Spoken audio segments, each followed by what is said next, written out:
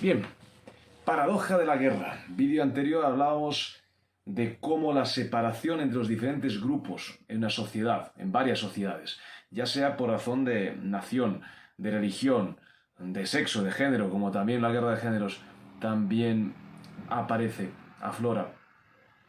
Diferentes separaciones tienen sentido para la gente de esa sociedad, que está acostumbrada a segregarse por eso. Sin embargo, es completamente absurda para otros. Cuando yo les digo a mis compatriotas españoles que mis otros compatriotas balcánicos se dividen por si son ortodoxos o católicos, les parece ridículo. Los reyes de España, Juan Carlos y Sofía, eran de religiones, un ortodoxo, otro católico, y sin embargo pues se casaron y oye, y fueron reyes de España.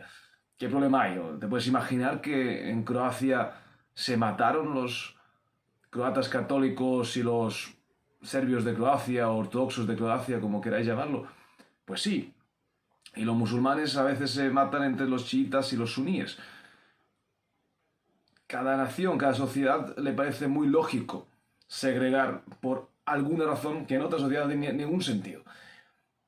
Por eso hacemos guerras, por eso nos odiamos, por eso nos matamos. Bueno, y sin ir más lejos, por grupos por partidos de fútbol, ¿no? El típico situación trágica que ocurre en un bar en el que uno mata a otro por ser de otro equipo, de su misma ciudad, por ejemplo.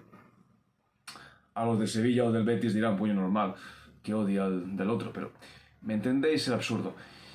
¿Qué sentido tiene entonces la guerra? Bueno, sentido no tiene ninguno, evidentemente, pero los que defendemos el ejército, la existencia del ejército, incluso el servicio militar, que para mí debería ser obligatorio para hombres y para mujeres y no prorrogable a nadie a partir de los 18 años.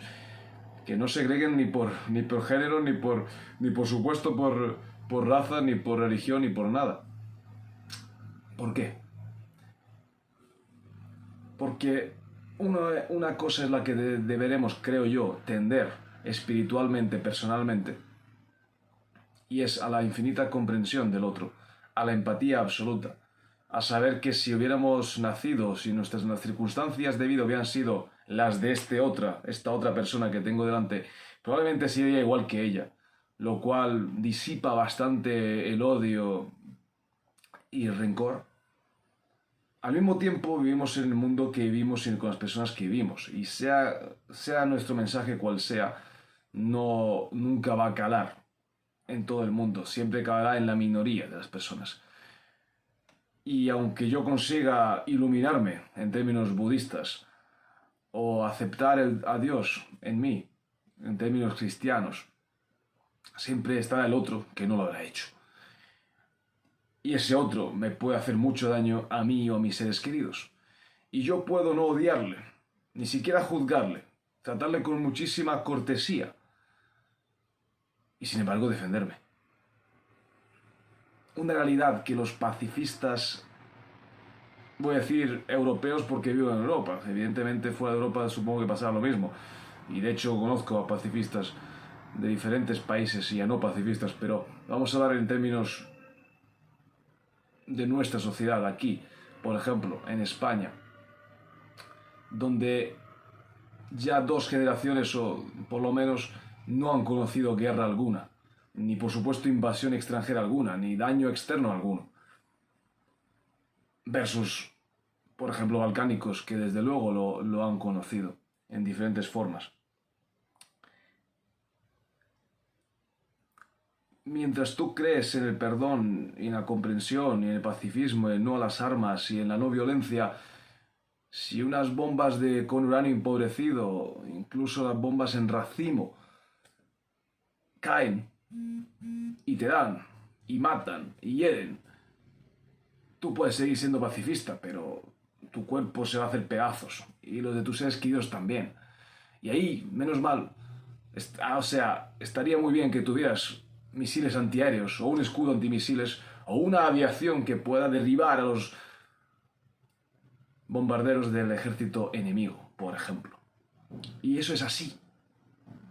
Y aunque sea una paradoja respecto al anteriormente dicho, es cierto. En la película Ciudad de Vida y de la Muerte, que vimos el otro día, una película china del año 2009 sobre la invasión japonesa y sobre los crímenes de guerra, no crímenes en general, fusilamientos y violaciones sistemáticas en este caso, del ejército japonés respecto a la población china, en este caso. Lo cierto es que esas mujeres esclavizadas, violadas y asesinadas no lo habrían sido si el ejército chino hubiese vencido al ejército japonés. Punto. Y así de sencillo. Y la vida es así de sencillo. Y como decía, y como dice mi tío, un tío mío que se crió como católico en Bosnia y después de ganar la guerra, está en la guerra y su bando ganar el control sobre esa ciudad, sin embargo, la abandonó diciendo nunca más ser minoría en un país.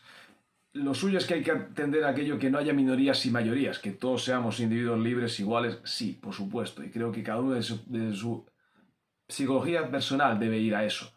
Pero a la vez, reconocer que eso jamás del todo va a ser así, y más me vale que cuando el otro no esté de acuerdo con esta visión humanista del mundo, yo pueda salvaguardar mi vida y la de mis seres queridos. Y ahí, la trágica y triste necesidad de ejércitos y de fuerzas armadas. Por supuesto, abierto a todo tipo de discusión. Esa es mi opinión.